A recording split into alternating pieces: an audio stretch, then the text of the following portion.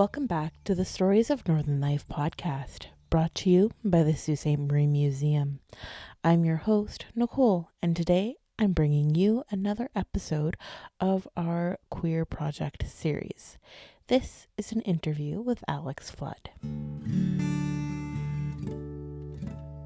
So once again, I am joined by my co-host, Pedro Caio, and we did this interview with Alex back in the summer in 2024. I was saving this episode for later, and as I'm now getting back into interviews, I thought it was a good time to share it. So I hope you enjoy, and make sure to like, share, and give us a review. So let's get into this interview. Warning. The following contains discussions of discrimination, BIPOC, sex identity, explicit language, and other mature content. Listener discretion is advised, especially for those under 13. We have kept these interviews intact to preserve the voices of our guests. All right, so can you state your full name and preferred pronouns? Absolutely. My full name is Alex Flood, and my pronouns are he, him. And only if you're comfortable, can you tell us how you identify? Yeah, I'm a gay man. Nice. All right. Pretty simple, but Yeah. Easy peasy. it is what it is. Yeah. And as your shirt says, resident gay reporter. Yes. We can get into that a little later, but yes. Yeah.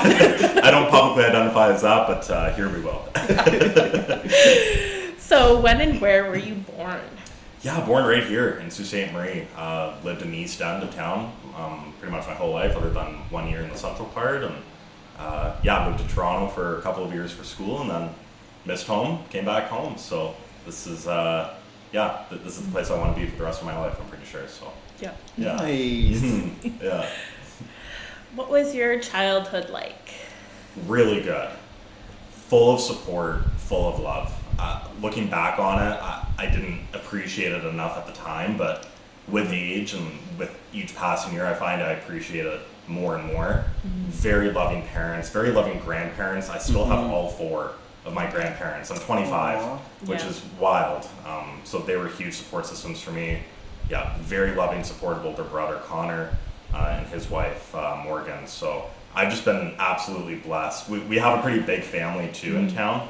On both sides, so got to grow up with all the cousins on both sides, so lots of family gatherings and dinners, so just a nice, what I guess you'd consider the normal average way of growing up, and Yeah. I think what any parent wants for their kid, to grow up in a loving environment, so I was just always surrounded by good mentorship, have lots of great memories of family trips and whatnot, so there's really next to no negatives other than maybe my brother and I fighting sometimes, or getting scolding from my parents for me being an idiot. But other than that, it's been relatively normal journey in that sense from a childhood perspective. Nice. Nice. Yeah. Even the fights do count as normal. Yeah.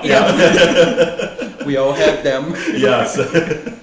Yeah, absolutely. So did you identify as part of the queer community when you were younger then? Yeah, it's a bit of a gray area. I certainly knew in elementary school. I'd probably wager around grade maybe 4 or 5. I kind of started realizing that this could be a potential, but also not quite realizing what that meant. Obviously, I graduated elementary school in 2012, so we're probably talking around 2008-ish. Mm-hmm. Not much education at that point, at least in the grade level part of school. So I didn't really know who I was, what I might become, but I didn't let it really come to the forefront. I kind of just let it sit there in the back and just kind of ride it out, coast it out, see where it goes kind of thing. High school was very eye-opening, as it is for a lot of people, I think, in similar positions. So you kind of get to meet more people at that point, and more people are talking about stuff, and that's when you really do start to grow up, I think. So I started getting a much better idea then, and then I eventually came out in grade 10. Most of my family knew by grade 11, so things started to line up then. So, but yeah, the childhood stuff, not too much. It was never a focus. I was really always focused on hobbies and extracurricular activities in school, and even in high school I was as well. It was never an issue that kind of took over my head at all in any sense, but it was something that was always there, and I would always, take care of it, monitor it, and so that's where kind of the childhood, adolescence parts were at. Yeah, That's beautiful. What a privilege, eh? To just be able to focus on being a child. Absolutely, and I have so much privilege. I'm the first to say it because I've seen the other side of it through other friends, and I know I listened to your episode. I know you've been through it. I know several people have been through it. I listened to Lucia's episode and some other folks from the club, and it just tugs at your heartstrings. I really did have a lot of privilege growing up, despite the fact being gay, which is a minority and which you think you'd be bullied for and stuff. I really didn't get bullied that much. Nice. I don't know what I did to deserve a relatively clean path to where I am today. But man, does that give you confidence, because you just, yourself at that point. You don't have to question it. If people around you aren't questioning it, if they just let you be how you want to be, that's the recipe for success right there. And that's why I think I've been reasonably successful in the Sioux and getting to do the work that I do with a pretty level-headed mind, a clear head, not having to worry about that extra stuff that we know too well so many people have to worry about on a daily, and we see it constantly in the news. Unfortunately, I have to write about it as well sometimes, and it's tough. It really is tough, but childhood shapes you. It does. It really does. And if you have lots of respect on all ends of the spectrum, then you're going to be set up for a pretty great life. And that's what my family did, so I'm eternally grateful for that. I think it's like nothing but fair for you to give your parents a shout out. Yeah. Right? Kristen and Glenn. Yeah. There you go. Yeah. Glenn, my dad, he's 30 years plus of teaching in high school. Nice. So he's nearing retirement. We're not quite sure when he's going to call it yet, but he's still teaching. Mom's just working at the bank. She loves that too. So the support just... always Support all around for the other parents listening too, eh? Yeah, it's huge. And it's funny because sometimes I talk to them, and obviously they grew up in a time where it wasn't as socially accepted. We're talking the 70s and the 80s. They were around my age in the early 90s. So it wasn't, people were talking about it at that time, I think, but nowhere near where we're at right now. So I think there was some hesitancy from them at the time even then. I think a lot of people were hesitant to it even then. So when the 2000s and the 2010s started rolling around and this was my reality, it was like a flick of the switch. They're like, oh, that's fine. Yeah. It's unconditional love. It doesn't matter who you are or what you represent or what you want to be. If it's unconditional love, then, Then it's unconditional. There's no conditions. That's right. That's right. There's no hesitancy. My mom cried when I came out. But it was happy tears. There was no stress or any sort of devastation, or she just wants the best for me. And I think any parent knows that when you're part of the 2S LGBTQIA plus community, there's going to be some struggles. So maybe part of the tears were that too, knowing that, you might have a bit of a harder road coming up, but at least at the end of the day, guaranteed, you can go to bed at night knowing that you have love all around you. And honestly, for anybody, that should be the bare minimum for what people deserve. So I'll always advocate for that, for sure. Always. That's beautiful. No, the zoo's a great place to grow up to. It is. Despite some of the things that are still going on, we see it with the Pride crosswalk. We see it at the protests and counter protests and whatnot. But the zoo is a good place. There are a lot of good people here, and I've had such a huge privilege getting to know a lot of those good people. I'm sitting across two very good people right now as well. They exist, they're around, and I would like to believe they are louder than maybe some of the ones that try to denounce some of the things that this community stands for. And so far, I think we're doing a pretty darn good job. We are. We're definitely not like being quiet. No. You can't be. No. You can't be. No. We're not. The history books will tell you the second you go quiet, trouble starts. Yes. The history books will also tell you that if you're on the opposite end of this discussion, it probably won't go well for you either. No. So, we'll see. We'll see. We'll get there. We'll get there. Now, you did mentioned high school. How was coming out in high school? That's when you came out, right? Yeah, it was. How was coming out in high school? Did you come out to school folks at first and then family, or was it a kind of... Yeah, it was a bit of a slow process. First, you have to accept that you are what you are. Yes. I think that's probably, I mean, at least in my story, arguably as difficult as was coming out to the first person. I actually have memories as a grade 9 student looking in my bathroom mirror saying, I'm gay. Just to tell myself that, it was a bit of a hurdle. I didn't think it would be. It's always in my head, but you kind of... It was a big step for me. So it took about a year to come out to my one of my best friends in grade 10. Very accepting. That kind of got things kicking. Told another friend near the end of grade 10, and then by the winter of grade 11, most of my family knew. In fact, I didn't even have to tell my mom. My mom's funny. She gets a sense of things. She knows stuff. Like, she knows what's going on. As much as I'll make fun of her for like, oh, did you like read my texts or something? And it's like, no, like, it's mother's intuition. Yeah. It's a thing. It's legit. And she knew.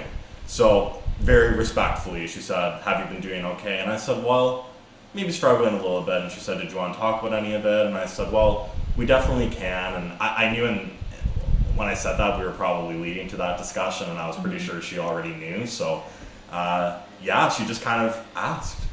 And I said, yeah, I am. And it was a very wholesome experience. It was. It wasn't. I honestly don't know why I waited so long to tell them anyway. I just went on about how supportive and loving they've always been.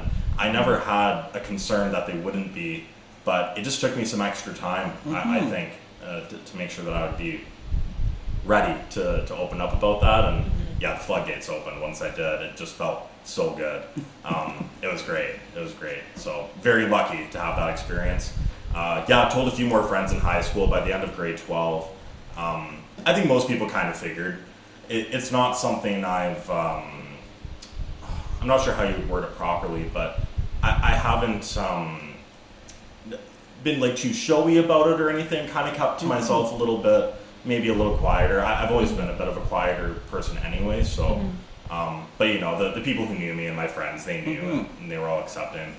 One of the best feelings is when you have a friend whose parents have had preconceived ideas and notions about being gay or being part of that community, and they get to know you for years throughout school and get to know you as a person, and then they realize this added fact about you, and they're like, oh, well, that's not anything like my ideas were about it. This is totally fine.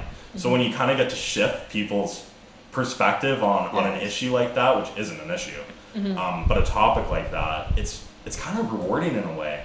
Yeah, and they accept you even more, and they, in fact, from my experience, they kind of get a little more protective over you. Because again, like any good parent, they know that the road ahead is going to be a little tough, and they just want the best for you because they just respect you as an entire person. Yeah. Being gay is only a part of you, and I think that's one of the experiences I've had to learn as well. I think the tough part in high school is that I thought, is this my only identity? Is this all I am? Am I just the gay guy? Is that it? And I had to teach myself and with some help from friends, understand that no, there's so much more to a person than just that. It's a special part of a person, but there's so much more than that. And that's it was a bit of a learning curve for sure, but it's just fun to get to open up people's minds and perspectives on things when they didn't look at it a certain way, and then they kind of get a one-on-one experience and get to understand, hey, this is okay. Yep. You're just Alex still. Like, there's nothing different about you. Like, it's the same. The same person. You're the same annoying kid. Like, it's fine. So it's been good. Yeah. And in a lot of our cases, we have cases as queer folks, we have to hide in the closet and hide who we are. And you had that beautiful privilege of not having to hide anywhere. Right. So people really knew you, and that's who you are. Yeah. Period. There's nothing hidden. Yeah, it's true. At elementary school, a bit of hiding for sure, and at the start of high school, a bit of hiding as well. But again, that was even before I could admit it to myself. So it never really did feel like, you're right, that I was hiding or anything like that. When I started telling people, you know, there were certain people that knew, certain people that didn't. But it was such a brief point in my life. It didn't go on for long. Once people started knowing, it was kind of everybody knew. So it didn't. There was no real negative takeaway. I love that. Yeah, I love it. Very lucky. Very, very fortunate. I know that's this. beautiful. Yeah, but as I said before, I know my story isn't the average one. This is, unfortunately, I think a rare circumstance. We hear all the horror stories about what it's like to come out to parents and coming out to friends, the bullying that takes place in schools. I can't get behind that. I will never ever understand that. It's disappointing, obviously, but I hear you. But yeah, I'm very blessed for sure to have and it experience. feels like now that you mentioned bullying in school, it just feels like we're still going through that as society, Sault Ste. Marie society. Right. Like our rainbow crosswalk was just bullied. Yeah. It's weird because as I was talking to you guys before the show, I was just in Toronto for Pride. It was my first Pride experience in the biggest city. Oh yeah. And it was so much fun. I lived there for 2 years, but it was during COVID, so I missed out on the opportunity to do that. So, but the and a lot of other things. yeah, pretty much. But no, for sure. Coming home after that experience, it was the next day that the crosswalk got vandalized. And I thought, wow, I've spent 4 amazing days in Toronto. It's so normal there. The streets were packed full of just love, acceptance, to the point where it's not even a real talking point or a conversation point. It is what it is. It's so accepted that you don't have to talk about it. It's like that's how they vibe, and it's great. It is what it is. Yeah. There's no controversy. There's no back and forth. It was awesome. And then you come here, and it feels like almost the one thing that this community had to rally around is vandalized within, well, if you look at the tire screeches, within 24 hours. If you look at the red spray paint, about a week or a week and a half. So it's just, I mean, give your head a shake. Like, right. I'm in a funny business and job right now because journalists traditionally aren't supposed to have opinions on things. They're typically not allowed to speak out on issues. I call Pride issues blue sky issues. Nobody is debating whether the sky is blue or not. Yeah. It's a safe discussion to have that, the sky is blue. I mean, maybe we'll get so divisive we'll start debating about it. We'll see. Well, right now. Yeah. Right now it's actually kind of gray outside. Yes. But no, in fact, this is an issue where it's exhausting. The fact that there's still debates over this. It's 2024. I know there might be some intricacies in terms of what's being taught in the schools. But that's a totally different thing. When we're talking about things like a crosswalk and vandalizing that, it's just, why is there a debate over this? It's really just a symbol of equality and love, and people, I think, unfortunately misinterpret it, and they don't realize the kind of damage that they're having on other people. So it's really difficult. I was there personally to photograph it myself. I couldn't tell if they ran out of spray paint. I think they only spray painted half of it. It just I don't know. It's. I will tell you what my reaction was. Yeah. When I saw just half of it painted, and please, you can bleep half of it, because it was like, bitch, you can't even do the one thing you want to do right, because you can't finish it. It's almost like they just, I don't know, gave up halfway through. Yeah. Or I don't know. Yeah. It's a head scratcher. Yeah. And again, it's weird to talk so openly about my opinions on it, especially when I write about it. Some people might be listening to this and think, wow, that's a huge conflict of interest. Like, how could you say that? But how can you have, like, if you're writing about human rights issues, because that's what it is, it's human rights issues, how can you not have an opinion on that? So you're basically saying, as a journalist, you're expected to be completely cold on both sides and say, well, this side does have some valid points about these people not having equal human rights. I see that as really hard and unfair to journalists. Journalists should be able to have opinions when it really does come down to those serious topics. And there are room for opinions. With Sault Ste, with where I work, it is rare we do an op-ed. I think especially even from our own reporters. I actually can't remember the last time we did one. It may have been Brad Cochemilio on a situation he had in Saginaw during the Greyhounds playoff run, but they're pretty rare. Hey, this might be a good opportunity to do one. But yeah, and you're right. I don't really see it as a conflict of interest. I don't think.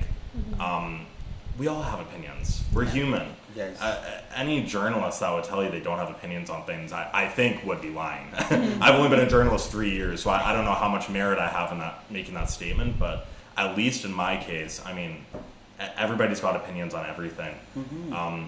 When we do the protests and the counter protests and whatnot, I do try to write it as fair and balanced as I can, regardless of what the other side is saying. Readers deserve a full picture of what's taking place that day. So it is up to me, and it's up to good journalism to ensure that their side is equally heard, even if people don't view the merit as equal. And that's just the world we live in, and that will go for any topic, not just pride stuff, but any topics that get maybe slightly combative. So yeah, I definitely try to do my due diligence there. It is a weird experience to do that, especially considering I identify with the community. But I do have a message to people who are asking themselves if this is a conflict of interest. And the way I think is, we're all humans. We all have emotions. We all have lived experience on something, right? We all have our own lives. And we all have our own opinions. And we're also professionals. You are a professional. You have been hired for a job that you've been doing for 3 years, you just mentioned, right? So clearly you were doing a good job, right? I hope so. In reporting, otherwise I hope you would have lost your job if you're not doing a good job. So there is, Alex person, human, and there is Alex reporter. Right. And those are two different entities, and you are allowed to have your opinion in an interview where we're not interviewing Alex, the reporter from Sault Ste. Right. We're interviewing Alex, Sault Ste. Marie community member from the US LGBTQIA community. Yeah. So yes, you are allowed to have your opinions. And it is tough because you kind of do have to put the person away for a few minutes and break down the conversations with some folks on, whether they're evangelical Christians or if they're from the Unity Center, or whoever the protesters are, and how they identify. It's your job. It is. And they demand and command a voice as well. Yes. And they deserve a voice too. And they do. Yes. They do. So I obviously try to do that to the best I can. They haven't liked a lot of the stories I've written. In fact, I think they've discovered that I am part of the community. So now they have their own biases towards you. And they think I'm writing with bias. In fact, just a couple of days ago, or it was the day before this recording, Giovanni's had their Italian festival at the pavilion, and one of them had approached me. They were upset that I hadn't gotten back to their emails they sent a few months ago. I felt a bit bad about that. I didn't reply because, there wasn't much to reply to. We had already done the coverage. We weren't looking to do any more coverage on the issue. I mean, we knew the next summer would be coming and there would be more stories to tell, so it just wasn't the right timing for us. But he was upset with some of my writing for sure.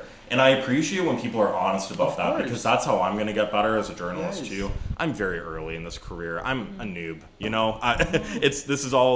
I learn new stuff every day. Every story I learn something new. So I appreciate constructive feedback. I think most of his feedback was fairly constructive, but some accusations started flying saying that I personally claimed in the story that I said they hate people in this 2S LGBTQIA plus community, which I didn't. I pulled out my phone with him and went through the story paragraph by paragraph, and he was upset with some of the comments that Trudeau and Mayor Shoemaker were making. and he disagreed with their comments. And I said, well, unfortunately with a story like this, if we have people in power making statements about the march you just did, that's news. And we have to include it in the story. Yes. Wouldn't matter what party you are, if you're the party in power and you're speaking out against something that's making headlines, yeah, man, it's probably going to go in the story. Yeah. So it's not that you're disagreeing with me as a writer as much as they might like to claim to. You're just disagreeing with the opposition, which in this case is the Pride community and some of the politicians that have thrown their support forward. So that's something that you kind of deal with a lot. Not just Pride stuff, I run into it with other topics as well. Yeah. But yeah, people aren't scared to call you out. If they're not happy with something, we get emails all the time. And that's just part of the job. And it makes me better because it makes me more careful the next time I go write a story. So, I mean, I think we're going to have more protests and counter-protests this summer, unfortunately. So we'll see how those go. But yeah, it's just the world we live in right now. It's so divisive. We have a big election coming up next year here. The states have theirs this year. Yeah, very divisive culture right now. So yes. This is what it is. Yeah. Yeah. Yeah. Sometimes scary, but it can be. It can be. Yeah. Yeah. And how do you also deal with it when you have to go and write these stories, but also interview people that are saying things about our community, and then like you like being a part of that? Like how do you sort of also deal with that sort of like emotional like trauma sort of? Yeah, I hear you. It's hard for sure. As I kind of mentioned before, you kind of do have to put your own self away for a moment, tuck it away, and be the professional journalist that I really do strive to be. And it can be tough for sure. It's just I'm usually okay with it. I kind of mentally prepare going into it a little bit, and I'm usually fine. Generally, they're fairly like respectful with me. They're very open in their opinions, and they're typically open for discussion. When the drag storytime protest happened in January 2023, they were not receptive to me at all. I asked several people for interviews. I got nothing. So if they refer to any one-sided stories, that would be it, because unfortunately I didn't get any comments from any of them. They called us SUNN. I thought that was actually kind of SUNN. Yeah, SUNN, yeah. Wow. Yeah. I had a good giggle about that. I hope the people listening have a good giggle about that too. Just the stuff you hear out in the public, you know, it's the SUNN, yeah. But yeah, no, it is really just staying calm and just, you know, mentally preparing the questions you had. Maybe going slightly robotic, just get the questions out, receive their answers. If you hear something that might be worth a follow-up, ask the follow-up. The interviews aren't long. That's the good news for things like this. When it comes to protests, counter-protests, live events, the interviews are generally just 4 or 5 minutes. So it's just, you know, just do it. You got your info. You can head home, write it up, and then breathe. It's over. It's done. So yeah, it's an interesting perspective for sure to have a camera in your hand, a recorder in your hand, trying to get both sides on a very divisive issue. They're the hardest stories to do for sure for me are the protests. I'd be lying if I said they weren't. They are by far the hardest because it's hard to put yourself away. You want to be your true self. You want to be comfortable in the setting you're in. The reality of journalism is that you're not guaranteed to always be comfortable. You're covering the news. You got what you got. And I understand that fully. That's what I signed up to do. That's part of the gig.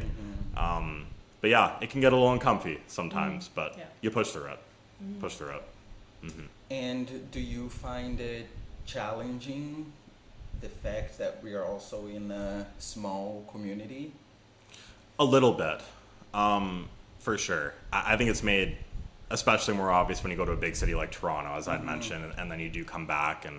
But the community that is here is amazing. I've had the pleasure of you know, getting to know you over the last year and some of the guys in town, and there's a really good group of people here. who have a lot of different unique experiences, and everybody brings so many different unique things to the table. And it's just a fun atmosphere. It's relaxed, it's chill, you can be your true self. So there is that here in the Sioux, and that's huge. So I think that is fantastic. I mean, seeing the stuff that people like Lucia are doing and kind of growing that, sort of transgender movement. Like, we need that in the Sioux. You see it everywhere in bigger towns. It's representation is everything, right? If there isn't representation, good luck. People aren't going to hop on board to ideas if they can't see it, or if they can't understand it, if they can't, sort of be there. And it's really hard for people to just learn on their phone about what's happening, to actually go out and like see it in person. And when it comes to the drag story time, I think that's when I would almost begin to urge people to go to one. If you have doubts about it, or you're uncomfortable about something, and this goes for most things, it really doesn't just apply to the story times, but if you're sort of hesitant about certain things, just go check it out. Yes. It's public, it's open. If you're not causing a disturbance, just go check it out. You're allowed. It's the library. Everybody's welcome at the library. Again, unless you're causing disturbances and being inappropriate. But yeah, I think that's what I would urge to people. If you're not sure about something, do the research. Don't watch a TikTok. Don't, follow one-sided groups. Like, just do the research. Learn about the history. Why are we here today? Why do we have a Pride Month still? Like, find the answers, because they're out there. Talk to people that have the answers. Yes. And I think that's what's great about this podcast, because I think it will help answer a lot of those questions as well. It's hard to know when you don't have people in your family, or you don't have friends, and you can't see it. But once you do, the world really does start to open up. And suddenly it's not as cookie cutter as some people claim to be, and unfortunately some people who might wish it were. This is a very diverse world, and the city is diverse, whether people want to admit it or not, and that's beautiful. And that's been great about my job too, is getting to kind of open up about that diversity and what's in town.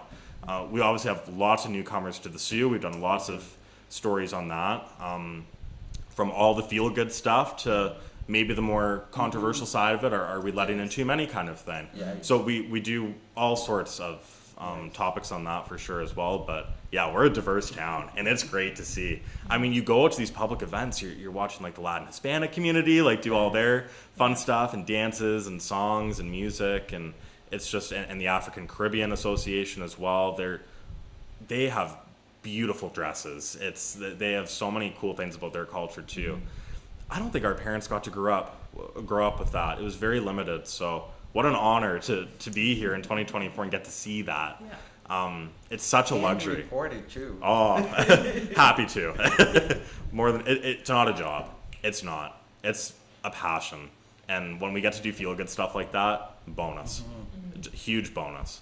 You got to do all the doom and gloom stuff here and there as well. It's the news. It's always been that way. Probably won't change. But that's the news. But there's a lot of good things in news too. There's feel good things happening every day. Every day. So it's just a matter of finding out. I will be honest, I do read the Sioux Today. Not the first one I go to, but number 2 right there. And when I see that you are the person writing it, I know that it's going to be a good article to read, because you always come with this young perspective, like this fresher perspective, and I appreciate that as a reader. It's like means a lot as a writer. That's inclusive language being used. Okay, I like that. Well, thank you. That means a lot. Thank you. That means a lot, and I'm here for the long haul.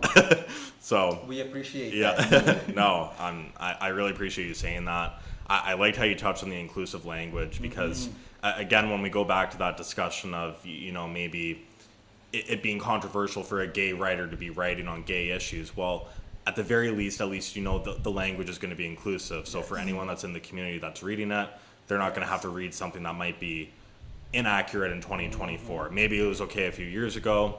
We've grown up, matured, moved on. This is where we're at now. You can guarantee that the language is going to be appropriate and with the times right now. Yes. Whether people agree or disagree with where our language is right now, at least it's in line with what the community wants it to be in line with, and that's what's huge. I mean, you'll lose notoriety if you don't get it right. I mean, if someone in the community reads something that's an outdated term, you've lost them. They're not going to want to read more of the story. They're not going to trust that whatever else is in the story is accurate.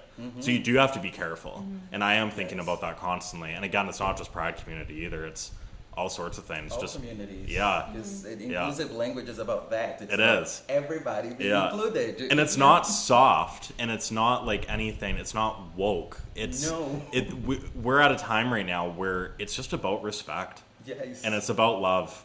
And we're just writing what it is today, and that's what it is. Times are always changing, always will be. Yeah. So we just keep up with it. That's it. That's the news. That's we're just true. keeping up. Yes. Yeah. That's the news. That's the news for you. And for the ones who are not here, Alex is wearing a t-shirt that says Resident Gay Reporter. And as soon as I saw him with that shirt downstairs, I don't know if I screamed or if I just snapped my fingers. But that's awesome. Yes. Well, and there is a story with that, if I can. Yes. So one of the protests and counter protests last year, it was one of the two at City Hall. I think there were back-to-back ones, September, October. Can't remember which one it had related to, but there was, it was obviously lots of controversy going on. I wrote the story. It came out. Guys, I have a fan on Twitter /X. Yeah. Nice. I don't really. He cannot stand Sue today, and I don't think he can stand me. A lot of stories we write, if they are more progressive and maybe about pride, or if there are any maybe liberal, left-leaning issues, he is no stranger. He will retweet that stuff, and he will go up and down on it. I think even in his bio, I can't remember his exact words. He's a proud tax-paying citizen or something. So you can get the vibe, but I never, so after my story had went out, he made a comment along the lines of, the resident gay reporter can't hide his disdain on the issue. And I thought that was such an interesting comment to make for a couple of reasons. One, I thought I wrote a pretty fair piece, so I was like, darn it, because I was being so careful. I didn't want people to come after me for the story, but I mean, lots of controversy, so of course you're gonna get met with that. But the fact you knew I was gay, I was like, that's kind of interesting too, because again, while I am out, I think there's still a bit of a line. I don't think a lot of the public knows I am. And it's fine if they do, it's fine if they don't. I'm easy either way. But I was just so surprised that he just knew. So I'm not sure if I'd get talked about by maybe some folks on the other side. I don't really know. It's fine either way. I really, it doesn't keep me up at night, but it was just the wording of it. The resident gay reporter was so funny. So you got to wear it then, right? Literally. You made it official. Yeah. I have a very lovely sister-in-law. And so for Christmas in my stocking, I open up this gift, and it's this t-shirt from her. And we probably laughed for 10 minutes. It was amazing. That's adorable. Yeah. That's adorable. I haven't worn it to work or out at a story or anything. It's just something I'll wear around the house or maybe at like a family event and stuff. Are you okay if that's the picture for your episode? Oh, that's fine. Yeah. 100%. 100%. Okay. I should probably start wearing it at work more often. By the way, that's awesome. It makes all these statements. Yeah. All of them. Yeah. Because you probably thought I got him.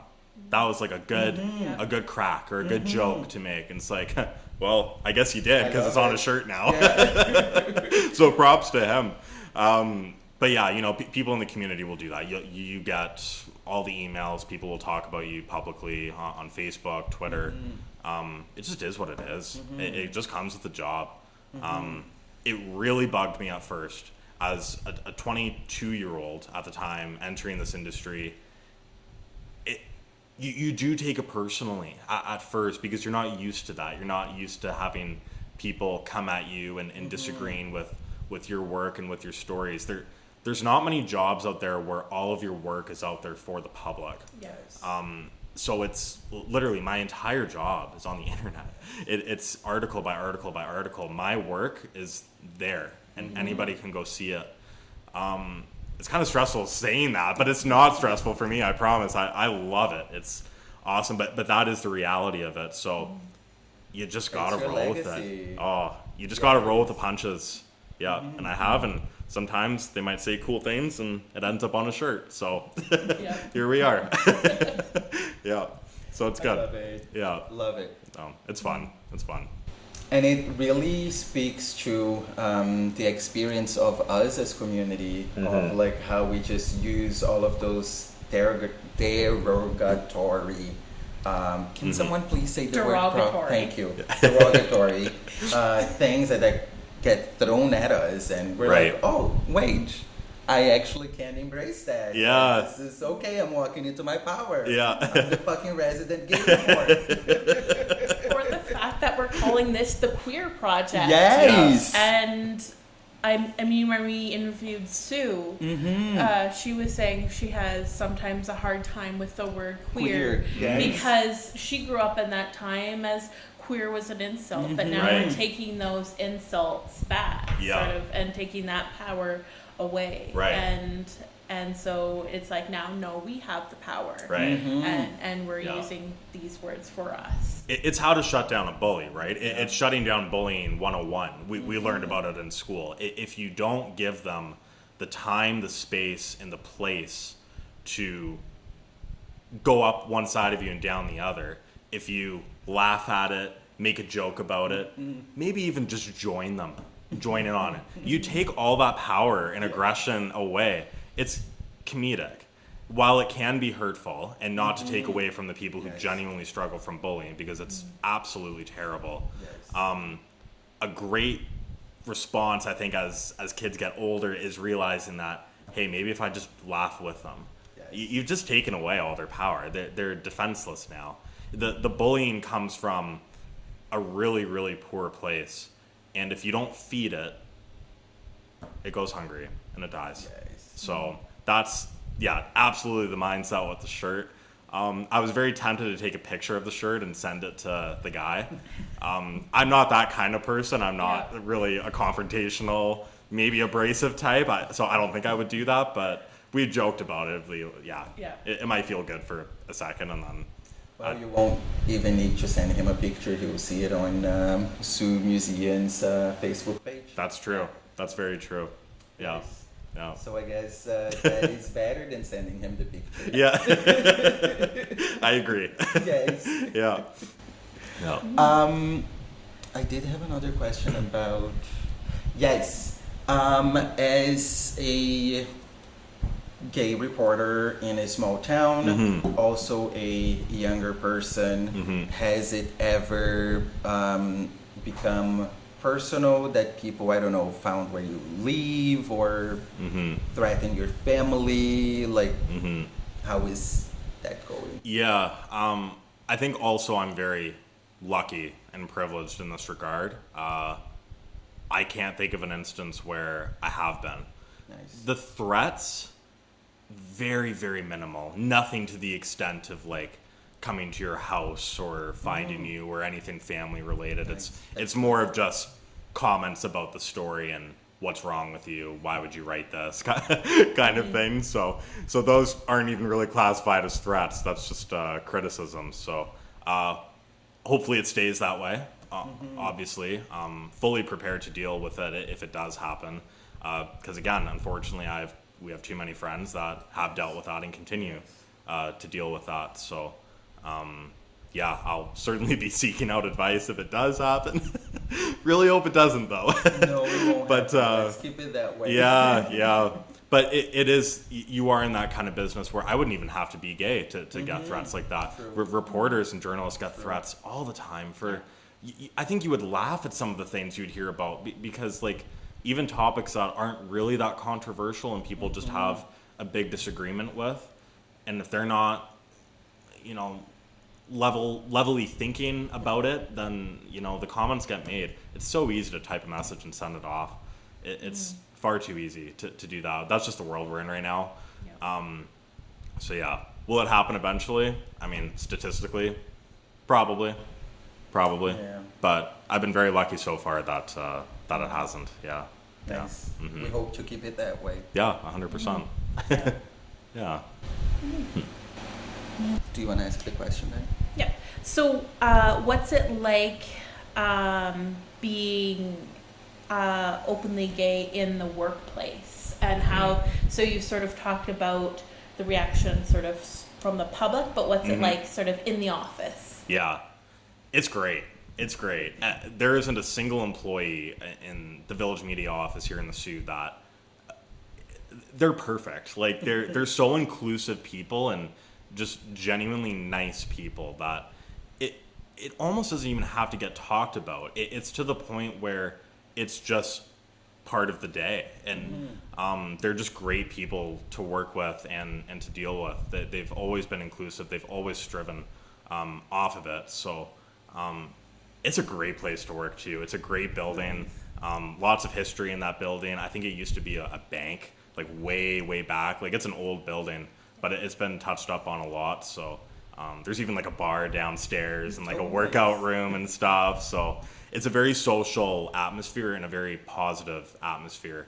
Yeah, it's a super well lit environment. It's a very positive environment. So yeah, there's never worries there. Like I always feel comfortable going there. Yeah, I'm not sure how much it gets brought up in conversation. This shirt would be a good conversation starter if I haven't yet. So, I mean, that would be the place to do it. I would have no problems doing that, and I think they would love it. But I think it's just one of those things. I'm sure, you know, most of them know. It might come up in conversation here and there. I'll see them out and about in town, maybe at a Pride event. But it's just assumed that, hey, it's all good. Yeah. Yeah. True. Yeah. So it's been really positive. Yeah. That's awesome. I love that. And what's it like going to events and sort of having to take like your reporter hat off and like wear your like normal civilian hat or things, or like, and like, do you ever feel like you're maybe sort of always on the lookout for a story too? That's a good question. Yeah, I mean, especially with Pride Fest. I mean, we have Pride Fest coming up this year. It was great last year. Yeah, I covered as many events as I could, but there were a couple events I wanted to go for, like, as fun, especially the cruise one. The cruise was so much fun. So there were, when I'm at those kinds of events, taking the reporter hat off, you're always naturally looking for stories, I guess, but just to have fun with the community that you belong to and represent with is huge. And I think it took me some time, for sure, to get accustomed to that. When I came back to the Sault in 2021, I felt a bit alone, I think. I didn't feel like I knew enough of the people in town. So, I mean, there were days where I would joke with myself. I'd be like, I think I'm the only gay guy in Sault Ste. Marie. Obviously, that's not accurate. But there were moments like that for sure. And it wasn't until about this time last year where I really started to open up. I think it was actually at the Pride Take 5 event that Chamber of Commerce did at Village Media, which I attended, and that's also coming up again this month, where I got to meet some of them and then get involved in the group. So it was a really good way to kind of open up, and it was just so coincidental that it happened to be at Village Media as well, a space that I was comfy at already. So things just line up sometimes, and that's great. And I in the last year, I really got to get opened up and affiliated more with the community, not just working alongside them and covering them in stories, but to actually go out and have fun with them and be a 25-year-old as well. Like to go out and have fun, because you need to have fun, for sure. So that's a good call out for our community out there. 25-year-olds, not us old folks. Come out.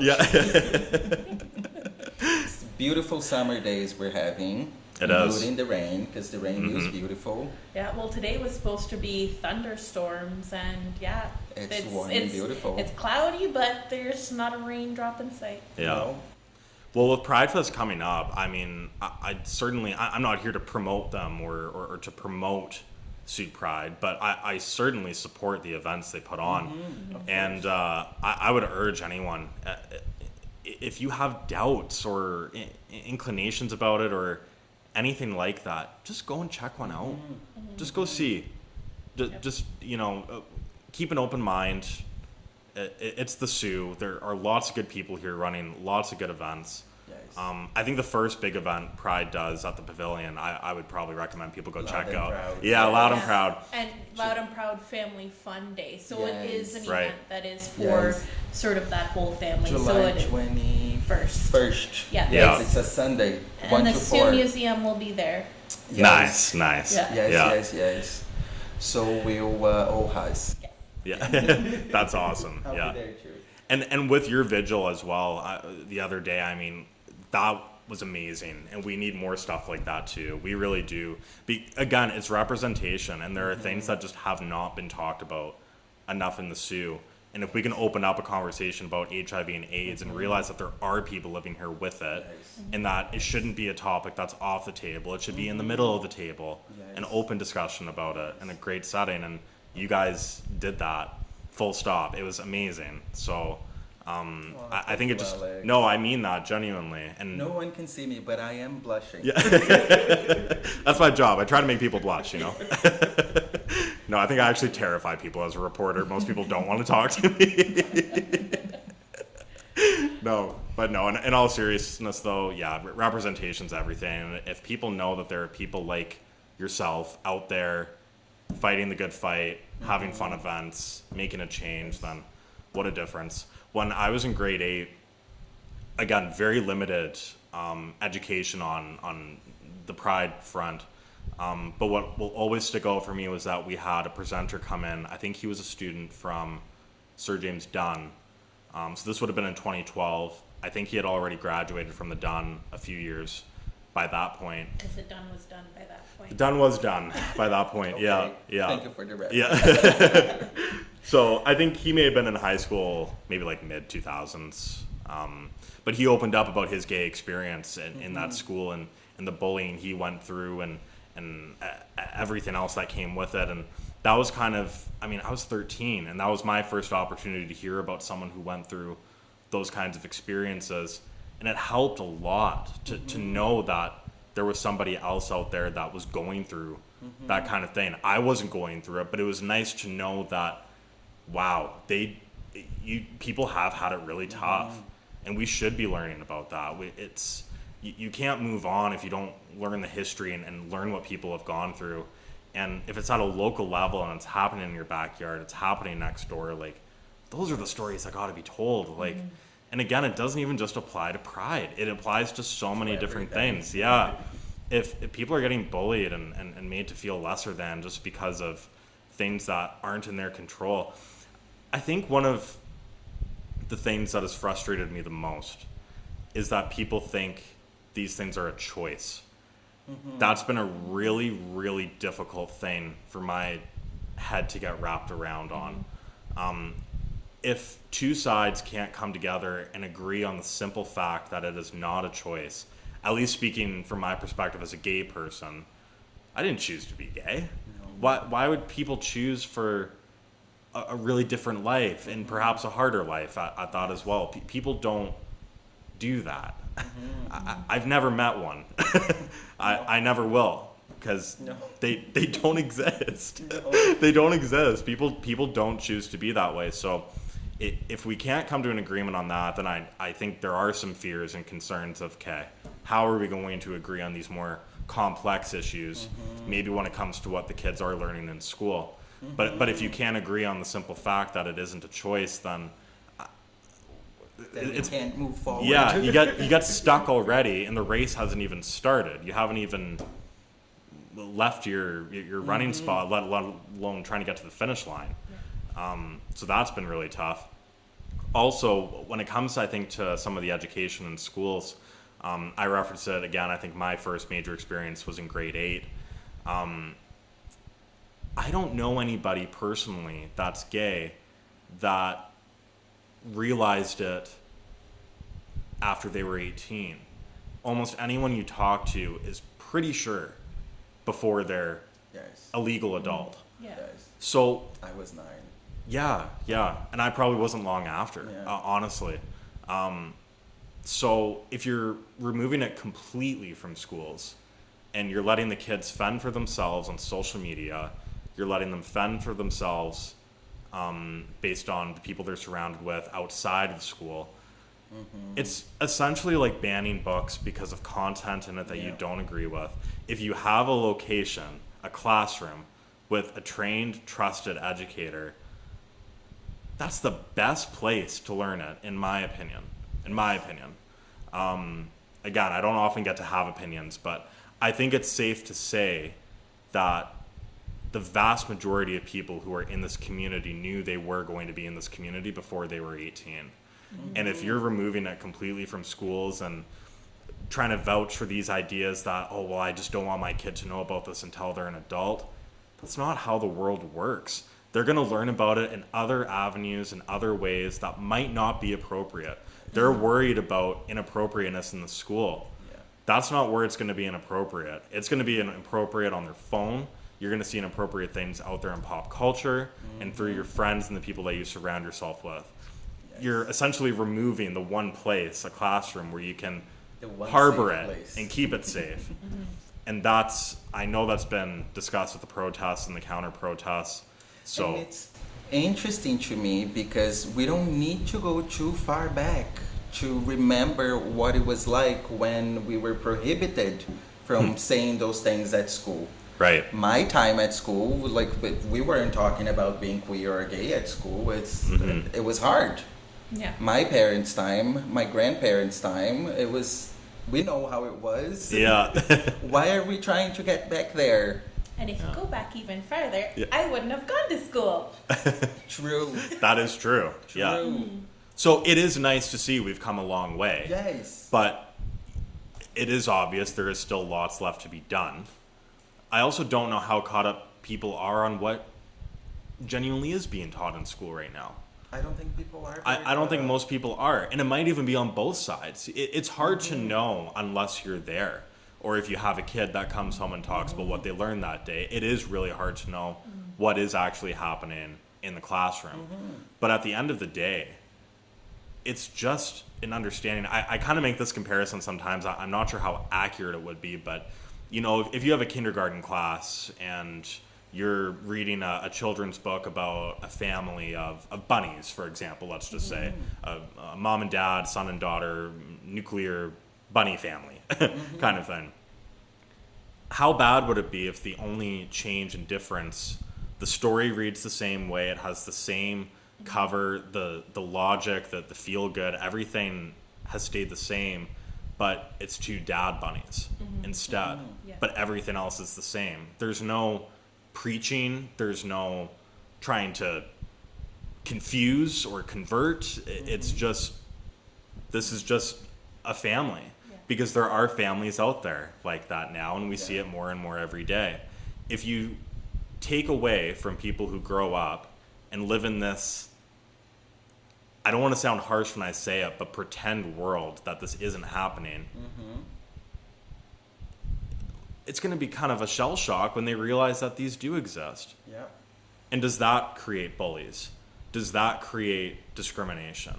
If you're not aware of it growing up, then is it going to be a shell shock to your system when you realize that there are, and now they're different, and now it's not right? That's what I fear, and I think that's what a lot of people in this community are fearing right now. And are you going to punish a child that talks about how they have 2 moms at home or 2 dads at home? Like, are they not allowed to then talk about their parents? Or if the teacher like has a spouse, like same-sex spouse or anything like that, are they not allowed to mention it? If they have they them pronouns or anything other than the quote-unquote norm or perceived, is that teacher then going to be punished? Right. So that's also like, something that's like a big concern too, of like, how much are you going to get punished just for being yourself? Right.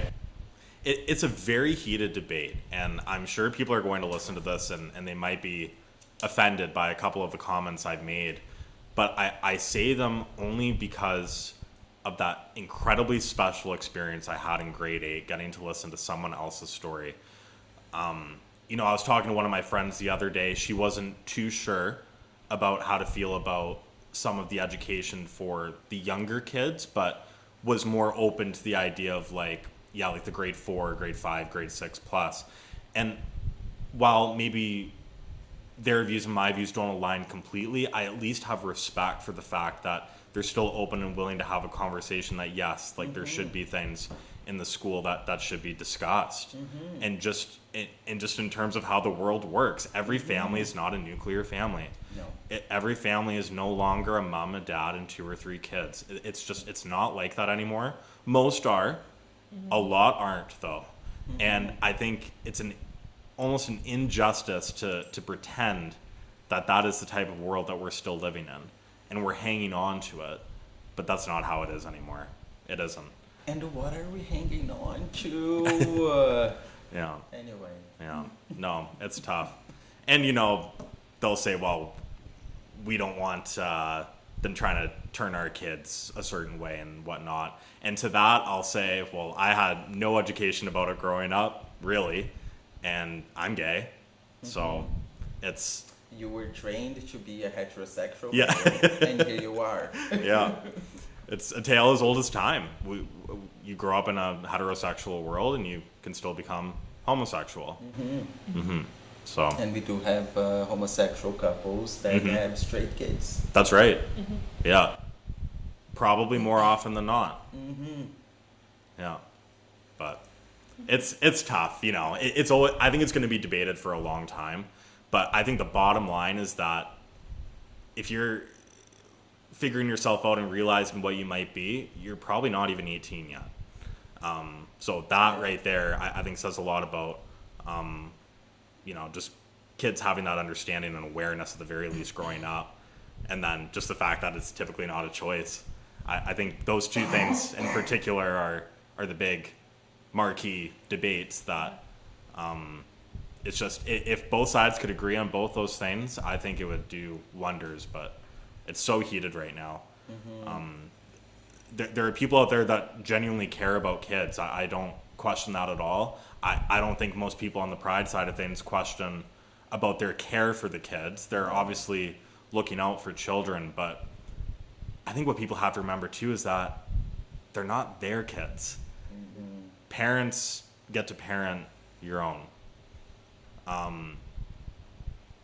And I think that type of discussion has to go both ways, and I think more people have to understand that you're trying to look out for everybody's kids, but you're not.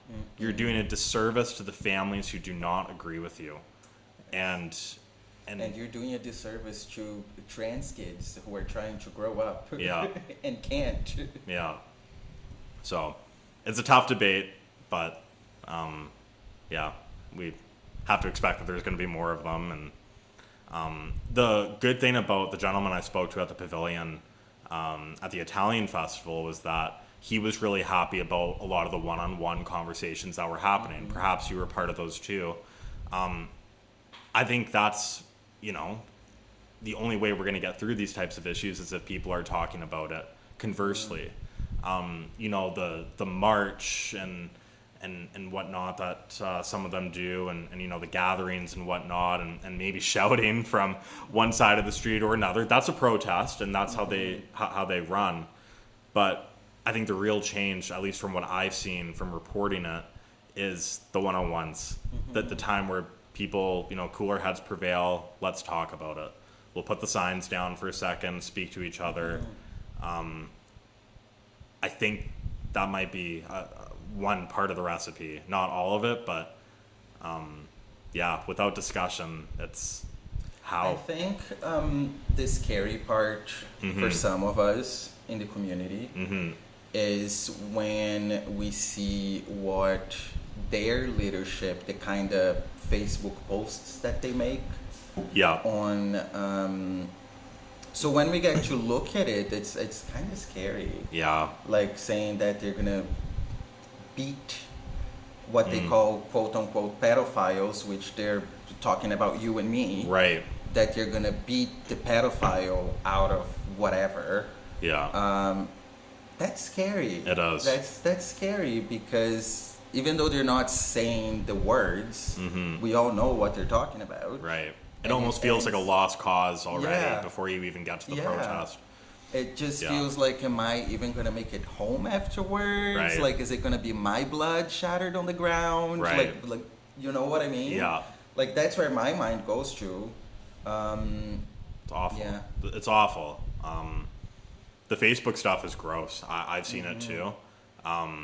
It's terrible. I mean, the public threats to the crosswalk before it was vandalized. I mean, it was so obvious that this was a very real possibility, and then to no real surprise, it ended up happening because it had been made so public before. So, social media has so many benefits, and then you hear stuff like this where it has so many downsides. People are so quick to, again, type a comment, make a status, and move on. Yeah. So. And another thing that worries me too about that specific group, and you don't have to comment if you don't have a specific opinion, and we can cut it off after. Yeah. But like one thing that worries me about that specific group as well is that they have a place to meet. So it's kind of like it's more than just a political thing. It's kind of like a cultish thing. Right. I don't know. It's just I'm skittish of it. No, I hear you. I think the reality is both sides are relatively small. We can talk about which side might be bigger, but small in this city. The vast majority of the people that are reading these stories, going through these photo galleries on these events, don't have a personal bias towards it. So I would almost be curious to hear from some people who maybe not considered in the middle, but would be considered, I don't really have a dog in this fight, sort of. So a lot of people are kind of just seeing it from how they want to see it. So I always thought that was kind of interesting for sure. Highly contentious, obviously, but it can be hard to imagine what the path forward is, where you guys do go from here, where they're going to go from here. I mean, before the Pride stuff, I think a lot of them were protesting COVID and the vaccine mandates and everything of that sort, and then that kind of blew over, and now we're here.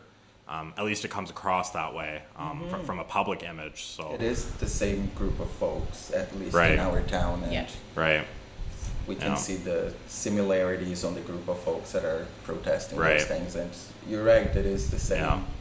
But they're everywhere. I could sit here and I could say it's a Northern Ontario issue. Oh, it's not. It is not. It's a world issue. It is. You go down to Toronto, again, I lived there for quite some time, and there were protests down Bloor Street every week, like every Saturday. Regarding, obviously all the COVID stuff, but even anti-Pride stuff. You see Trump flags, which always cracks me up because, you're in Canada. Thank you. I'm not the only one. Yeah. I mean, if you want to support the guy, all the power to you, but it's just you're in Canada, man. It's like, what you doing? Your own country. Yeah. But, sorry, go ahead. Yeah, in Toronto, you can hide more. Yes. Because Toronto is yes, it's you could say, oh well, it's so visible here, but it's more visible here because we're a small community. Whereas Toronto, it's such a huge, diverse, basically all of Southern Ontario could almost classify as Toronto, and so everything going on there, you can just hide, and you can have your pride and be in this massive pride bubble. Well, there's protests going all around you, but you can't see that because you have a huge area of safety. Whereas here, because we're such a small community, you don't have that sort of same buffer zone. Right. Because we're all so mixed together, you see it happening because there's nothing else going on in the news that day, so that's the only news. And we're all basically together on like the same Facebook group, so we all know what's happening, whereas you're not going to have that in Toronto. Not everybody's going to be on the same Facebook group. But keep the Sioux safe. Yeah. But everybody knows what's going on. Yeah. And so I feel like we just feel it a lot here because we are a small community, but yes, it is definitely not unique to here. And I feel like a lot of the outside influences affect the Sioux, maybe bring other opinions in and change some of what is going on, but it's just because we're a small community, we can't sort of hide in our safe, happy bubbles, kind of. For sure. I'm wondering too, how many people travel? Because if you don't travel, if you're limited to the Sioux, and the Sioux's great, if you want to stay in the Sioux, if you don't want to travel, that's totally cool. But if you're restricting yourself to one place in one city, you get comfy, and you get comfy with the ideas that have always been there. So if you don't have the opportunity to go out, to explore, to see how other human beings behave, how they act, how they live, how they socialize, then I think you've kind of limited yourself in a bit of a way. I remember how eye-opening it was to go to Toronto. In 2019, going to the Village, sitting down on a patio, and just watching and just observing. It was so cool. It's actually hard to put into words. It was very wholesome. And that was something I had missed out on for the previous 10 years of knowing pretty much who I thought I was. And it wasn't that it confirmed it. It was more that it agreed with it. And it provided me solace knowing that, yes, there it is. There are people, for sure. Because I would always have my doubts in the Sioux. There really aren't many. You don't really get to see that representation as much traditionally. So when you go to a place like that, it gives you some validation for sure and a bit of confidence. So that was a really beautiful thing. So I guess again, I would urge people to travel if you can afford it. I know times are tough. It sucks. Everybody's poor right now. No, it's not great for sure. But if you do get the opportunity to even go on a road trip or just go see other cities and stuff, see how other places behave and whatnot, that does a lot. And it's good on the mental. It's good to travel. It's good to travel and see other places too. So I'm not sure how many folks involved in these debates travel, but I would like to think maybe some perspectives would shift a little bit if they got to see what the true reality of the situation is. But definitely, big time. Yeah. How is it for you as a 25-year-old, good-looking gay man? How is it for you to date in a place where everybody knows who you are? Because all you need to do is type your name on Google and your picture comes up, your whole portfolio of what you've done comes up. How has it been for you? Do you find that you have to import? Or is that the word, import? Because I'm an import. Oh, okay. That's what I mean, like someone from outside of our community. Right. It's different. It's different. It's been very quiet. It's been very quiet. A lot of that, though, is my choice, though. I'm a bit of an independent guy.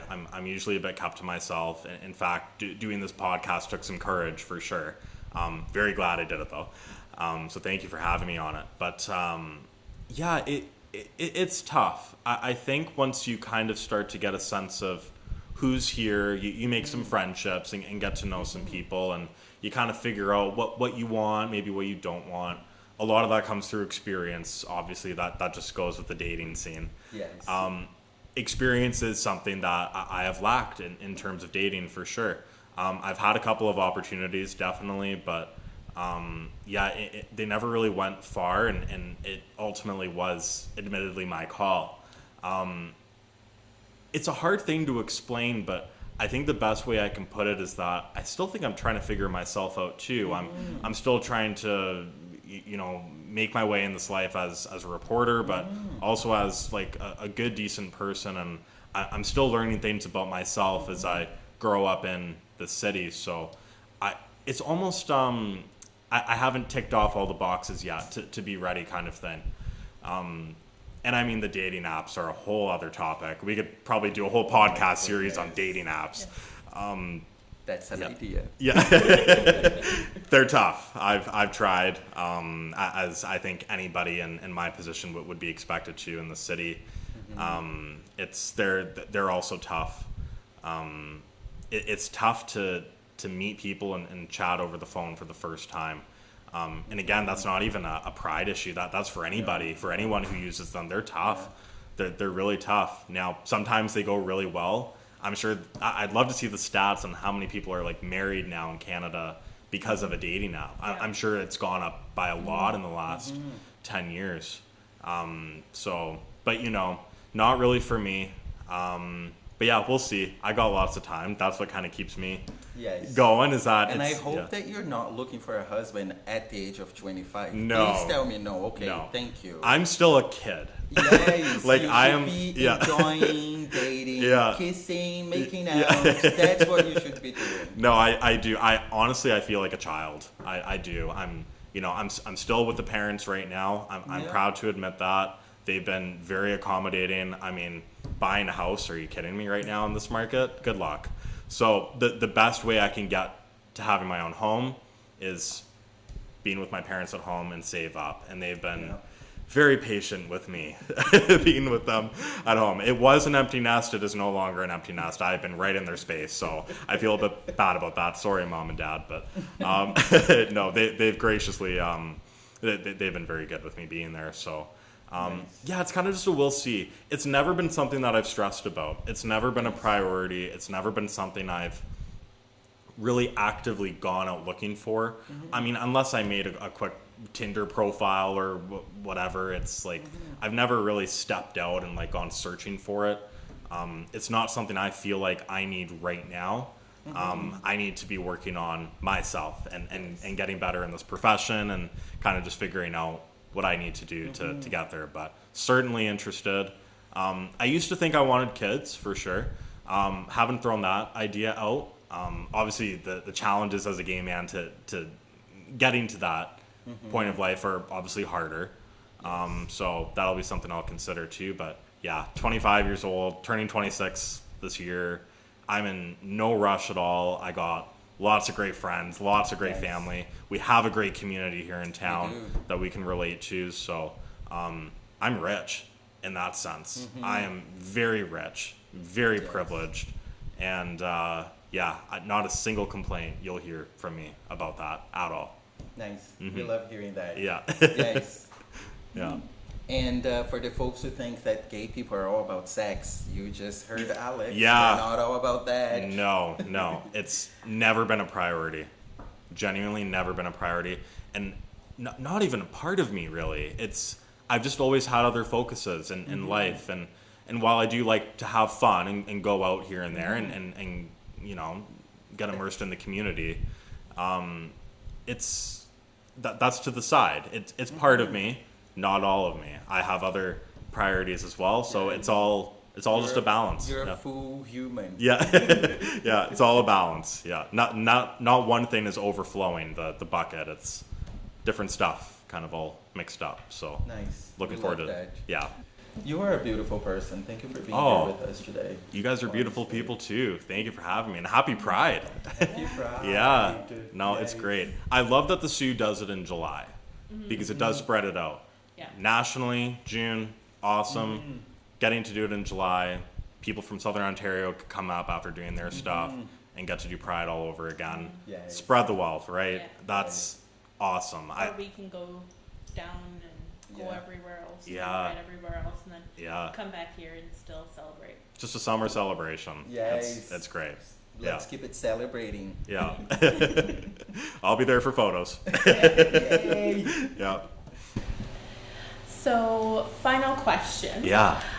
If in 100 years the museum was ever to do an exhibit on you, what would 3 items be to describe you, and maybe like what would the title of your sort of exhibit be?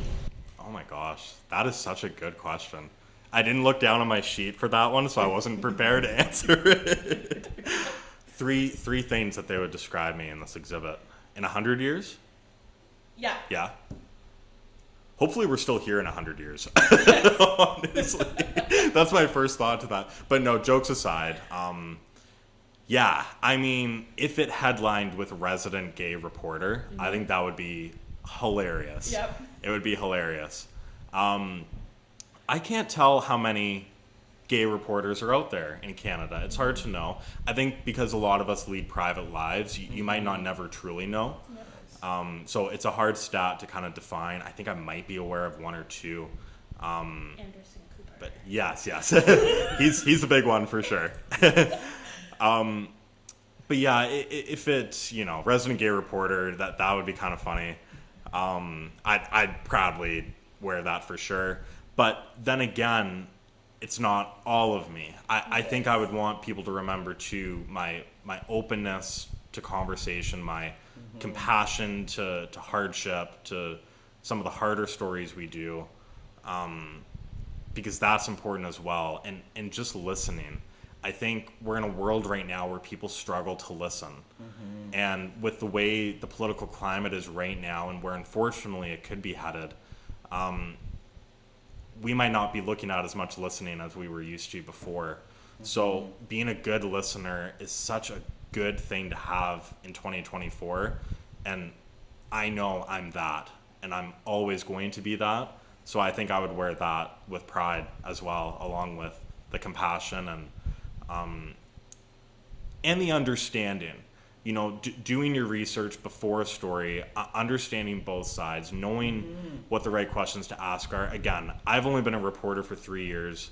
I've been with Sault Ste for 2. It's been amazing, but my goodness, I am still making mistakes.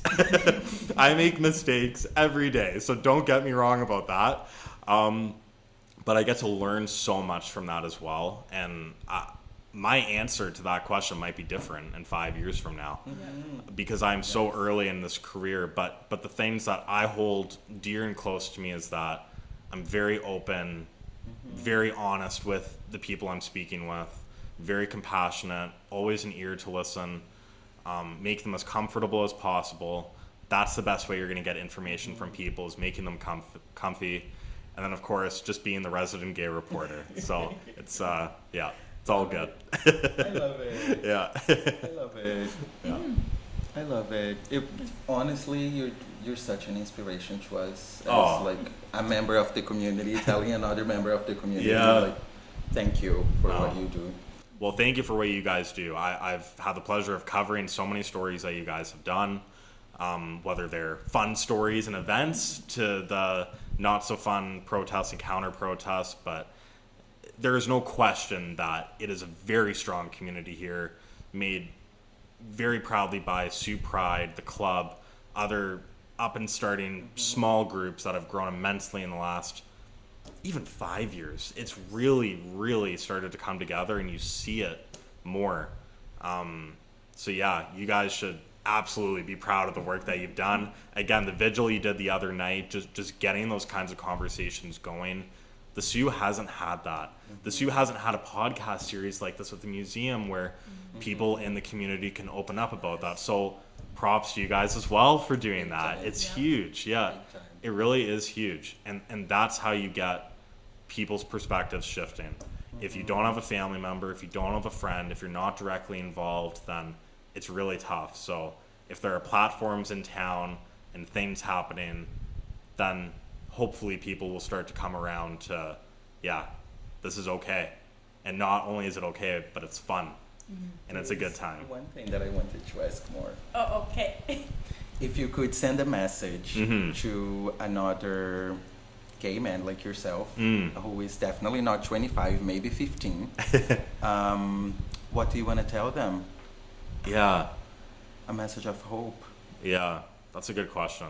You know, it's funny, in my job, I ask that question to a lot of people too. I'll ask people, you know, you're super renowned in your career, for example, and you've been doing this for so long. Can't say the same about me yet. but some people I interview have been in these careers for 30, 40 years, and I'll ask them, what is advice for maybe a younger you or a younger person entering what you're in? And it's always the toughest ones to answer, I find, for people. It's really hard. People, in giving advice, I think is one of the toughest things to do. But when I think about a 15-year-old gay person in Sault Ste. Marie, I would tell them there is a community here that supports you and loves you no matter what. Fingers crossed that you get that support equally or tenfold at home and from your friends. If you don't, find friends that do, because they are here. I'd like to think that the community has come a far way in the last 10 years. Again, if we're speaking of a 15-year-old compared to my 25-year-old self, I'd like to think it's even more accepted in the schools now. Again, not there personally, not really sure. But I think for that 15-year-old, they have to know that there is a community here that supports them for sure, and take full advantage of the resources that so many there offer, the education that they offer, the fun events that they offer. Like, go to town on it. Like, have fun with it, and be yourself. That 15's a hard age, and again, that's around the time I came out personally. You really are figuring yourself out. So if you have that sort of gratification and you know, sort of that agreement that, yeah, this is okay, then yeah, you're going for the stars. Then you'll be fine. So I think that's what I would say to them. Yeah. Thank you.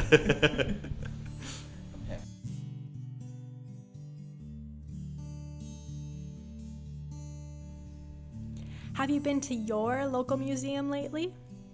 Visit us at the Sault Ste. Marie Museum, located in downtown Sault Ste. Marie, the one with the big clock tower on the top. Our hours of operation are 10 a.m. to 4 p.m. Tuesday to Saturday. We have 3 floors of exhibits that we constantly work on updating. The whole family is welcome, as we have activity sheets and scavenger hunts with prizes for every kiddo, a discovery gallery full of hands-on learning, and more interactive elements scattered throughout the museum. And don't forget to come say hi and let us know you're a listener of the podcast.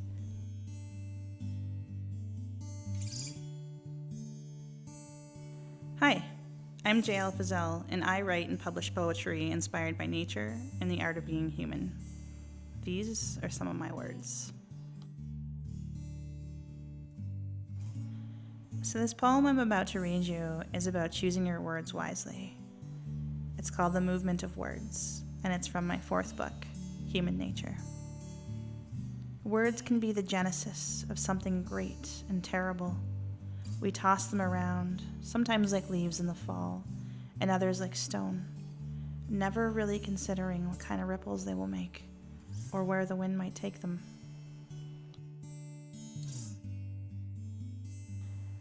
I hope that this poem took you somewhere inside yourself that you needed to go. You can listen to my story here on the Stories of Northern Life podcast. Links are in the show notes.